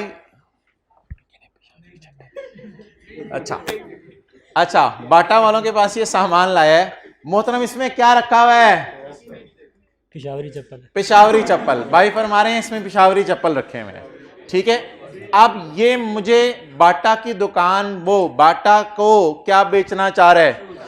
शूज बेचना चाह रहे हैं ताकि बाटा वाले इसके कस्टमर बन जाएं। अब बाटा क्या है? बायर। और ये क्या है? सेलर। अब मैं इसको जूतों के क्या दे दूं? पैसे। मैं इसको जूतों के क्या दे दूं? पैसे। ये पकड़ो मोहतरम, ये पकड़ो मोहतरम 30,000 रुपया। ये पकड़ो मोहतरम 30,000। अच्छा, ये पकड़ो 30,000। इधर ही रहो। ये पकड़ो 30,000। और ये मैंने जूते जाकर कहीं पीछे खुडे लाइन लगा दिए, वो बेसमेंट के अंदर जाके आखिरी रैक में मैं ये जूते रखाया। किसका बैग है? परेशान हो। अच्छा, तो मैं जूते जाके आखिरी रैक में रखाया। अब आप जरा देखो कि आपके जूतों के साथ क्या हुआ है। अब ये बेचारा परेशान हो गया, ये बेचारा परेशान हो गया। इसने कहा यार ये मेरे जूतों के साथ क्या कर रहे हो? कोई लेवल है जरा इनका। मैं पेशावर के अंदर अपनी मैन्युफैक्चरिंग यूनिट है, हम जो है वो दिन रात करके जूते बनाते हैं और तुमने खुडे लाइन लगा दी है। कोई कस्टमर बेसमेंट में जाता नहीं, जाएगा तो आखिरी रैक में कौन जाएगा? वहां तो वैसे ही इतनी स्मेल आ रही होती है, हबस और ये और वो। तो तुम लोगों ने क्या किया मेरे जूतों के साथ?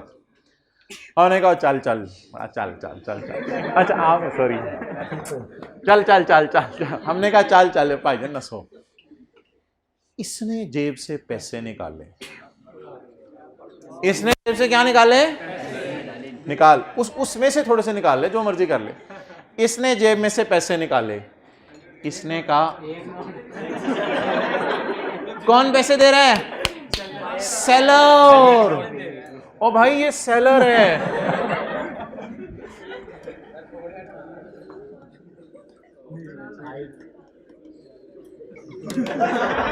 ओ भाई ये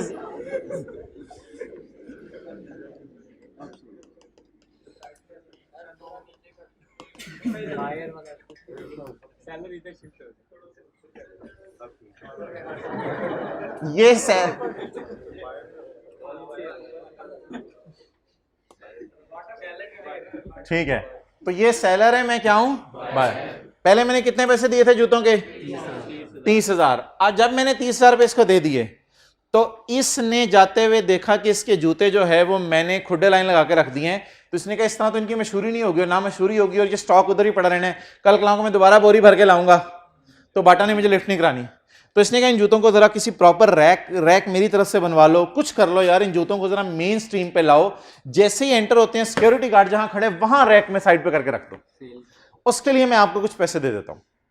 अब ये मुझे पैसे दे रहा है, ये मुझे पैसे दे रहा है, तो आप मुझे पैसे दो तुम।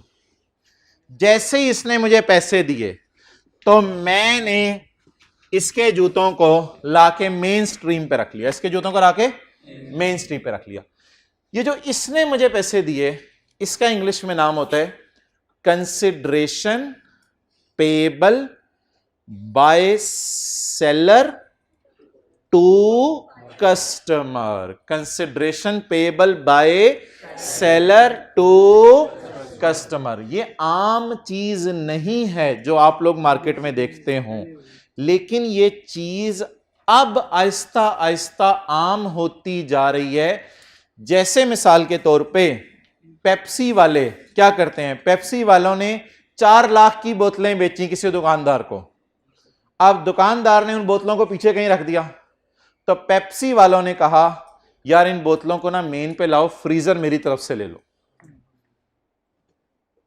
पैसे नहीं दिए, पेप्सी वालों ने क्या कहा? फ्रीजर मेरी तरफ से ले लो और इनको सामने ला के रखो। तो अब ऐसी सूरत में क्या सेलर बायर को कोई चीज, आमतौर पे बायर ने देनी होती है ना चीज, तो बदले में क्या दे रहे हैं वैसे आजकल? सेलर। जरा सवाल पढ़ें।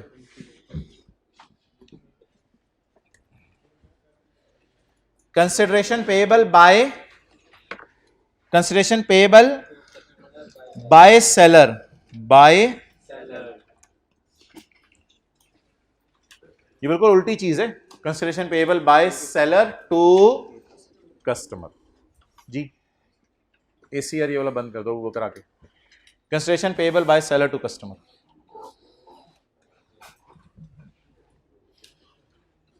ओके, आपका नाम क्या है भाई? रेहान। रेहान मैन्युफैक्चर्ड पिशावरी चप्पल इन पिशावर, जाहिर बात है मुल्तान में तो नहीं अच्छा जी। Rehan manufactured Peshawari chappal in Peshawar and sold it to Bata for 30,000।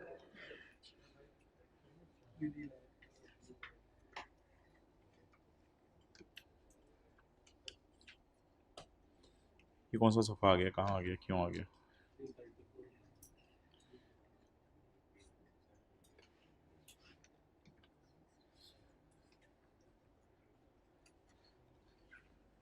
To Bata for 30,000।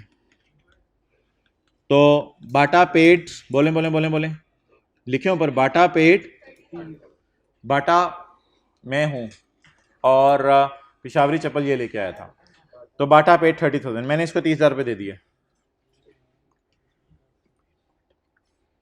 You कौन है इधर? रेहान ने थोड़ी देर बाद क्या किया, जब उसने देखा बैग इन्होंने फारक करके पीछे लगा दिए मेरे जूते, तो रेहान ऑल्सो पेड, हालांकि सेलर पैसे देता नहीं, Rehan also paid Bata rupees for a shelf to be installed at for display of these shoes. अब आप अगर पाया और खोया जानते हैं, यानी रेहान ने क्या पाया और क्या खोया, तो रेहान के इनफ्लो को मुझे ग्रीन से हाईलाइट करवा दें। 30,000। मैं सेलर की बुक्स की बात कर रहा हूं, सेलर की बुक्स, यानी रेहान। रेहान रेहान क्या करेगा? रेहान कितने पैसे लेगा मेरे से वो मुझे पैसे लेके वो बोरी दे देगा मुझे, तो रेहान मुझे 30,000 देगा, तो रेहान को मैं 30,000 दूंगा, तो रेहान का इनफ्लो बोलें 30,000, तो ये रेहान के लिए इनफ्लो हो गया। जब रेहान ने देखा कि मेरे जूतों को साइड पे कर दिया, तो रेहान ने मुझे रिश्वत दी या कोई पैसे दिए, उसने कहा यार खुदा के लिए इनको तरफ मेन स्ट्रीम पे ले आ, तो अब ये रेहान के लिए क्या है? आउटफ्लो। बार बार मैं लिख रहा हूं बड़ा बड़ा करके, रेहान की बुक्स। अच्छा जी, आप बता दें पाया कितना रेहान ने? 30, वापस मुझे कितना कर दिया उसमें से? 6, तो रेहान का रेवेन्यू 24,000 नेट करके रेवेन्यू बुक करेगा।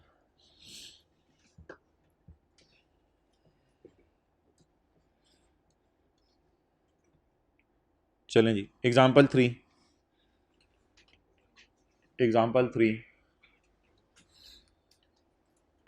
अ cloth manufacturer enters into a contract with Metro Cash and Carry। रुक जाएं, क्लॉथ मैन्युफैक्चरर बोरी में क्या डाल के लाया होगा? कपड़े। किसके पास? मेट्रो के पास। मेट्रो कौन है? बायर। और क्लॉथ मैन्युफैक्चरर सेलर। अभी सवाल में पता नहीं चला, आगे जाके पता चल जाएगा। Metro commits to buy at least 20 million of items over next 12 महीने। नहीं 20 मिलियन ईच नहीं है। Metro commits to buy at least ₹20 million of items over the next 12 months. 20 million के कपड़े मेट्रो ने खरीदने हैं। भाई कितनी देर में आ रहे हो? 2 मिनट में। Time starts now. अच्छा, the terms of the contract require cloth manufacturer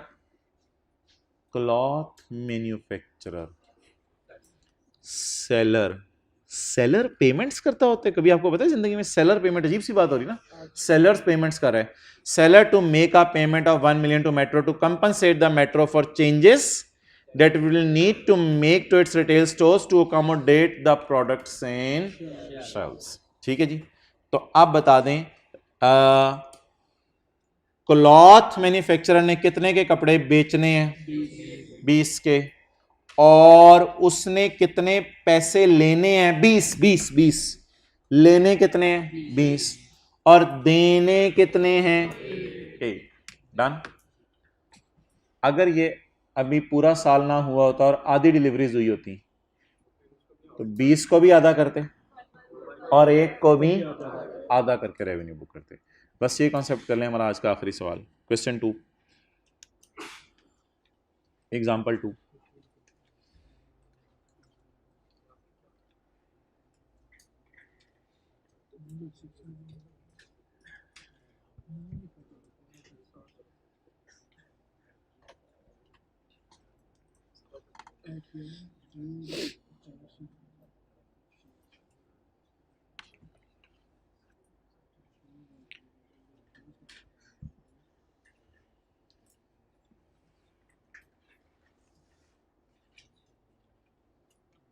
भाई जहन में ना प्लीज़ वो मिसाल रखें, रेहान बोरी कंधे पे रख के लाया, मैं रेहान को पैसे दूंगा, रेहान भी मुझे पैसे देगा। तो बात चलते चलते उस तरह सोचें बीच में।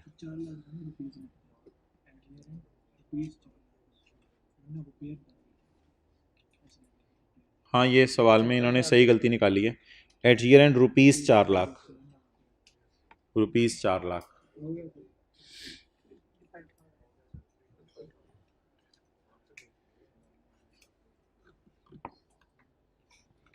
रेहान that manufacturer जूते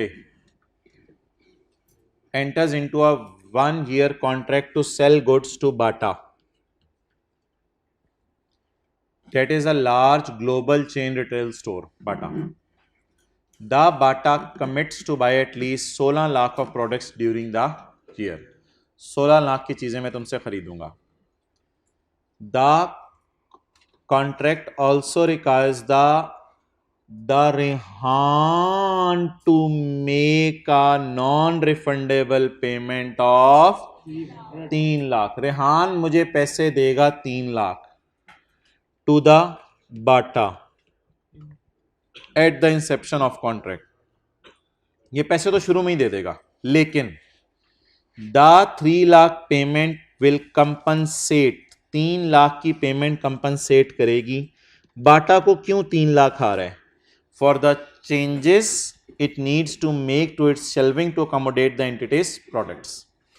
साल के एंड पे रेहान ने 16 लाख में से 4 लाख के जूते बेच दिए हैं. ठीक है, अब मुझे बता दें कि पूरे जो साल में कितने जूते बिकने थे? 16 लाख के. उसमें से कितने बिक गए? 4 लाख के. तो जो पैसे मैंने रेहान को देने हैं, मैंने वो 16 लाख देने हैं, उसमें से मैं कितनों के पैसे दे देने चाहिए? 4 lakh. 4 lakh divided by 16 lakh, 25% sale Rehan की तरफ से हो गई है. अब अगर सेल 25% की हो गई है तो सेल की रिडक्शन पूरी हो या वो भी 25% हो? अब बता दें, अगर मैं ये बात करूं कि मेरा जो रेवेन्यू है वो रेहान का रेवेन्यू 4 लाख है, उसमें से लेस पूरा 3 लाख हो या लेस हो 3 लाख का 25%? 3 लाख का 25%, कितना? 75,000. तो रेहान रेवेन्यू कितना बुक करें? तो जिस तरह आपने सेल 25% बुक की, उस तरह सेल की रिडक्शन भी 25%. ये कितने लोगों ने फिगर सही निकाल ली थी? ओके, आपने भी भाई. डन. तो जी 3 लाख.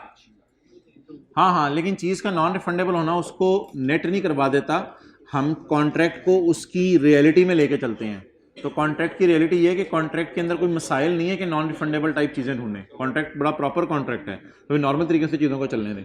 जितनी सेल बुक हुई उतनी सेल की रिडक्शन बुक करें. अच्छा जी, अब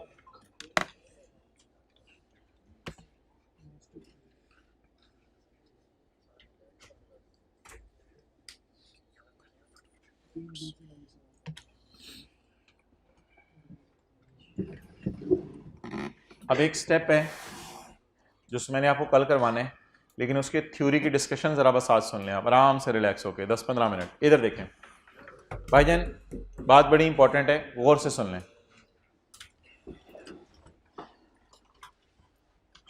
can you take benefit from burger, इधर अटेंटिव रहें, can you take benefit from burger on its own without fries and bottle? यार देख ही नहीं रहे आप लोग, फायदा नहीं। Can you take benefit from burger on its own, यानी खुद बेनिफिट इससे ले सकते हैं विदाउट फ्राइज एंड बॉटल? क्या आप बेनिफिट ले सकते हैं बर्गर से विदाउट फ्राइज एंड बॉटल? अच्छा, पहला सवाल मेरा ये हो गया। आपने कहा जी हम बिल्कुल बर्गर खा सकते हैं, उसके लिए हमें किसी पानी की जरूरत नहीं, हमें किसी फ्राइज की जरूरत नहीं, बल्कि इनसे बर्गर ले लें, पानी कहीं और से जाके ले लें, कोई मसला नहीं, ठीक है।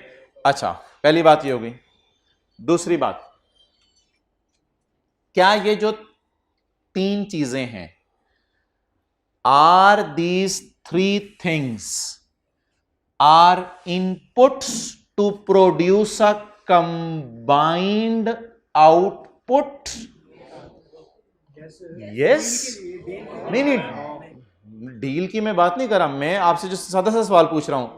Are these three inputs to produce a combined output? यानी कि उसने बर्गर के अंदर फ्राइज डाल के ऊपर से पानी करके गीला कर दिया सारा। Are these three an input to produce a combined output? क्या ये तीनों इनपुट्स हैं जिन्होंने एक आउटपुट बना दिया है? मेरे ख्याल से these are not three inputs to produce a combined output, rather these are three outputs, rather these are three outputs. ये बात समझ आ गई? ठीक है। अब अगला सवाल आपसे पूछने लगा।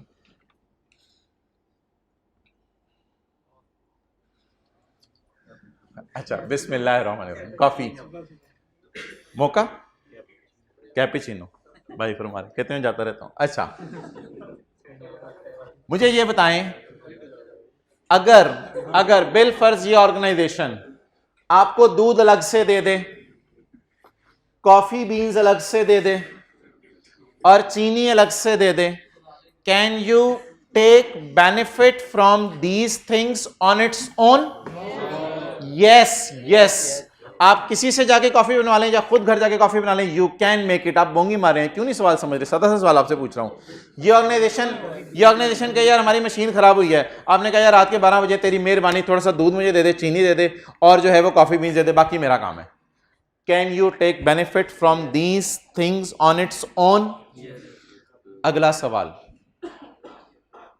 अब अगर ये ऑर्गेनाइजेशन आपको कॉफी बना के दे देती है, आर दीज मिल्क, चीनी, coffee, are these inputs to produce a combined output, या they have given you three outputs? They have given you milk, they have given you no.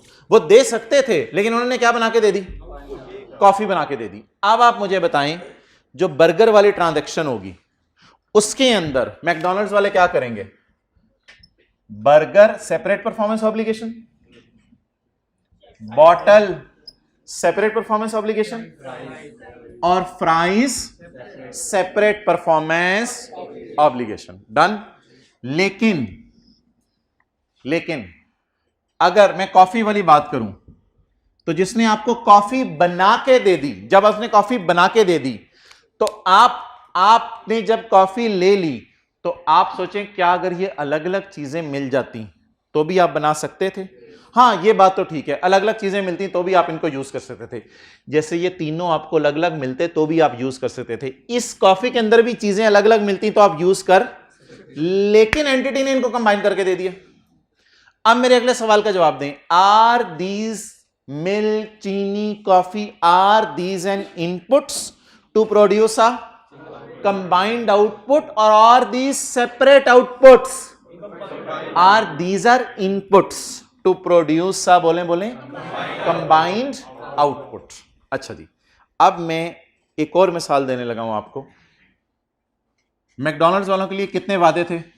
3। Burger की cell अलग book करेंगे, bottle की cell अलग book करेंगे, fries की cell अलग book करेंगे। ये लोग दूध की सेल बुक नहीं करेंगे, चीनी की सेल बुक नहीं करेंगे, कॉफी की सेल बुक नहीं करेंगे, तो सॉरी कॉफी बीन्स की सेल बुक नहीं करेंगे, सिर्फ किसकी सेल बुक करेंगे?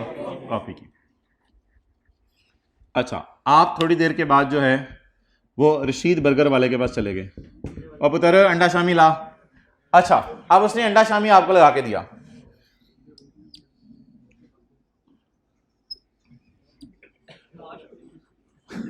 अच्छा, अब आप मुझे बताएं, अगर वो आपको टमाटर दे देता, अगर वो आपको हरी मिर्चें दे देता, अगर वो आपको नमक दे देता, अगर वो आपको मिर्चें दे देता, अगर वो आपको अंडा दे देता, अगर वो आपको, वो अंडा तो नहीं देता मतलब, अगर वो आपको अंडा दे देता, अगर वो आपको बर्गर के बन दे देता, और अगर वो आपको कबाब, अगर वो आपको गायना ना करो पूरी, कबाब कर लो, अगर वो आपको कबाब दे देता, can you take benefit from these thing on its own?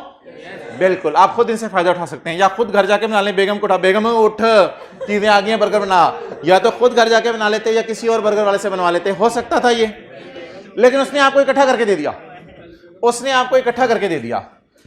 Are these an inputs to produce a combined output or are these separate inputs? Sorry, separate outputs. These are inputs to produce a combined output. Therefore seller will book the revenue of burger only. क्या seller की performance obligation तुम्हें टमाटर देना है, तुम्हें अंडे देना है, तुम्हें मिर्चें देना है, तुम्हें अंडे देना है, तुम्हें बर्गर बन देना है, तुम्हें शामी देना है, क्या ये वादे हैं उसके? और इन वादों को लिख के फिर परफॉर्मेंस ऑब्लिगेशन, फिर एलोकेशन ऑफ डिस्काउंट करे, या वो बेच ही एक चीज रहे? बेच ही एक चीज रहे। तो कितने सवाल पूछा करेंगे? 2 सवाल पूछा करेंगे। पहले सवाल के ऊपर इंशाल्लाह मैं कल फोकस करूंगा। दूसरा सवाल आपको समझ आ रहा है मेरी मिसालों में? Are these are various inputs to produce a, और देर आर सेपरेट आउटपुट्स, टमाटर अंडे, there are no separate outputs. समझ आ गई इस बात की? अच्छा जी, अब आप जो है वो किसी दुकान के ऊपर चले गए और दुकान से आपने सूट खरीदा, दुकान से आपने सूट खरीदा। अब बता दें दुकानदार क्या करे? Sale of button, sale of धागा, सेल ऑफ कपड़ा, सेल ऑफ गोटा, पता नहीं क्या क्या चीजें, सेल ऑफ बला बला, दुकानदार ये सेलें बुक करे। क्यों क्यों क्यों क्यों क्यों? बोलें बोलें बोलें बोलें बोलें, क्यों क्यों? नहीं, आपको अगर वो अलग से कपड़ा दे दे, अलग से धागा दे दे, अलग से बटन दे दे, तो आप कहीं और सजा के सिलवा सकते हैं। ये बात तो ठीक है, ये बात तो ठीक है, लेकिन एक और मसला है ना इधर। क्या? आर दीज, दूसरा सवाल भी पूछा करना है। पहला सवाल तो अपनी जगह, दूसरा सवाल भी पूछा करना है। दूसरा सवाल क्या है? Are these 3-4 things are inputs to produce a combined output, और are these are separate outputs? Combined output. ठीक है जी। अगली बात, आप दुकान पे गए, आपने जे डॉट की दुकान से एक जूता खरीदा और एक कुल्ला खरीदा। अब आपने जूता खरीदा और कुल्ला खरीदा, तो ऐसी सूरत में उसने आपको जूता बेचा, जूते के अंदर चमड़ा बेचा, उसके कील बेचे, उसकी फॉर्म बेची, नंबर 1। और नंबर 2, उसने आपको कुल्ला बेचा, कुल्ले के अंदर वाली जो सख्त चीज होती है वो बेची, बाहर जो कपड़ा बंधा होता है वो बेचा, उसके साथ गोटे लगाए, मोती लगाए, वो बेचे। बता दें 7, 8, 10, 12 कितनी परफॉर्मेंस ऑब्लिगेशंस हैं? 2। वाई? क्योंकि जो कुल्ला है उसमें जितनी चीजें मिली हैं वो इनपुट्स ने क्या बना दिया है? कंबाइंड आउटपुट बना दिया। तो वो एक परफॉर्मेंस ऑब्लिगेशन होगी। और दूसरा, जूते के अंदर जो 4-5 चीजें इनपुट्स हुई हैं, उन इनपुट्स ने क्या बना दिया? कंबाइंड आउटपुट बना दिया। एक मिसाल की थी हमने होंडा एटलस कार वाली। होंडा एटलस कार ने आपको जो है वो मिसाल के तौर पे एक गाड़ी बेच दी, और गाड़ी के साथ मिसाल के तौर पे होंडा एसी भी बेचने लग गया। अब गाड़ी के अंदर उसने आपको 50-60 चीजें डाल के बेची, और एसी के अंदर, सुनते रहे, एसी के अंदर उसने आपको 20-25 चीजें डाल के बेची। बताएं जी होंडा वालों की कितने वादे हैं? 2 वादे हैं, 2 वादे हैं। आप ये नहीं कहेंगे कि गाड़ी के एसी अलग है, गाड़ी के अंदर वाला एसी नहीं, मैं ये वाले एसी की बात कर रहा हूं। ठीक है, तो आप गाड़ी के अंदर वाला एसी समझ रहे थे? नहीं, सॉरी, गाड़ी के अंदर वाला एसी नहीं, तो गाड़ी के अंदर वाला एसी तो उसी इनपुट्स के पार्ट बन जाएगा और एक दे देगा, कंबाइंड आउटपुट दे देगा। ठीक है जी। तो अब हम कल इंशाल्लाह क्लास में जब भी कोई ट्रांजैक्शन हुआ करेगी उस ट्रांजैक्शन से ये सवाल पूछा करेंगे। एक छोटी सी मिसाल आखिरी आपको मैं बता दूं, उसका आपने मुझे जवाब देना है। आपने एक सूट पसंद किया जाके जे डॉट की दुकान पे, आपने पहना, आपने जब देखा पहन के तो ये बाजू थे आपके, तो ये इस तरह लटके हुए थे। आपने कहा सर कान इधर करें, ऑल्ट्रेशन आपकी तरफ से हो जाए, जरा ऑल्ट्रेशन आपकी तरफ से हो जाए। ठीक है जी। उन्होंने कहा ठीक है सर, आप हमारे लिए रिस्पेक्टेड हैं, ऑल्ट्रेशन कर देती हैं, ज्यादा छोटा कर देते हैं, आपको यहां तक पहुंचा देते हैं। अच्छा, अब आप मुझे बता दें क्या ये जो है ऑल्ट्रेशन ये आप बाहर से करवा सकते हैं?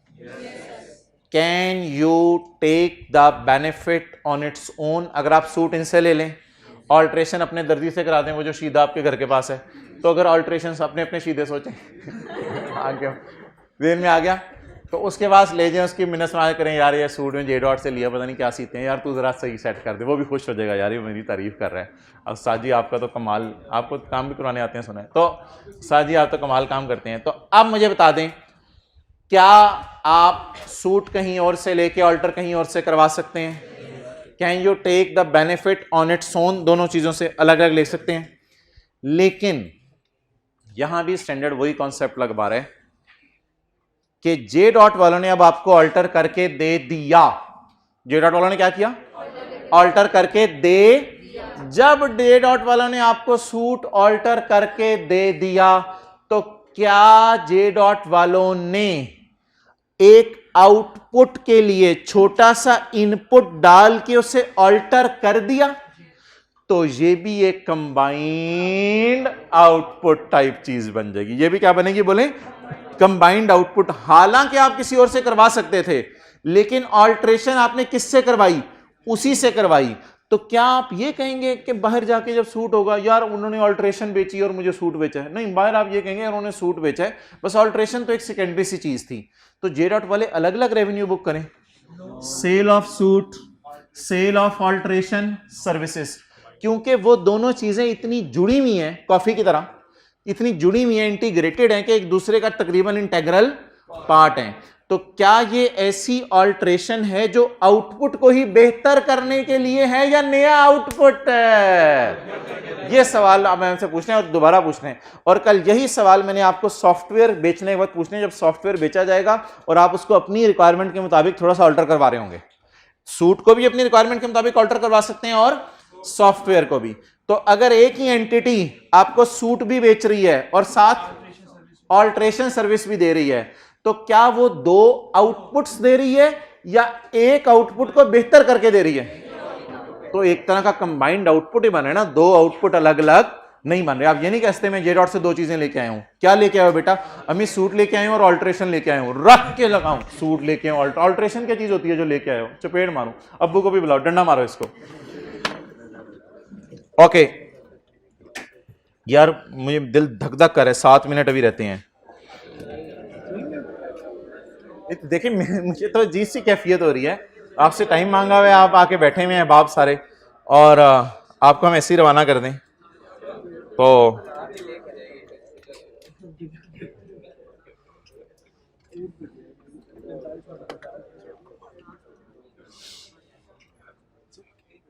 यार वो उसको जरा बुला के लाओ, आतिफ को, अब्दुल्ला को।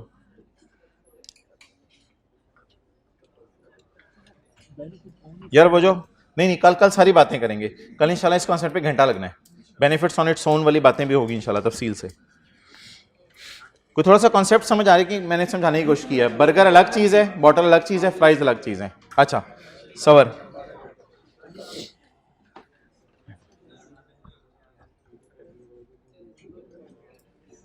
ना भाई इल्जाम ना लगाएं, मैं आपको कुछ भी नहीं करवा रहा, मैं सिर्फ जो आपको दे दिया हुआ है सफ़ा वो दिखा रहा हूं।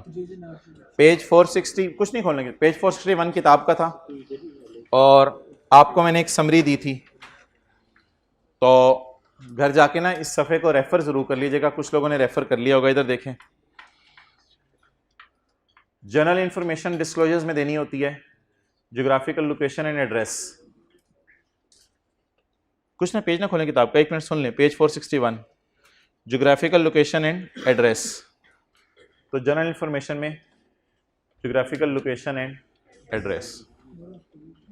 फिर इसके बाद फिक्स्ड एसेट्स, कंपनी के बिल्डिंग वगैरह कहाँ हैं, इसमें लोकेशन भी बताना होता है और एरिया ऑफ लैंड भी बताना होता है। डन। Next, production capacity. इसमें 3 चीजें बतानी होती हैं प्रोडक्शन कैपेसिटी में। प्रोडक्शन कैपेसिटी, एक्चुअल प्रोडक्शन और रीजंस फॉर। ये बार बार पढ़ने से चीजें याद हो सकती हैं। रूम नंबर आपने बताना था, आतिफ से पूछे, रूम नंबर बताना था उसने। ओके, इसके बाद name of associated companies, employees हो गया। लोकल एसोसिएटेड कंपनीज के बारे में क्या डिटेल देनी है और फॉरेन एसोसिएटेड कंपनीज के बारे में क्या डिटेल देनी है।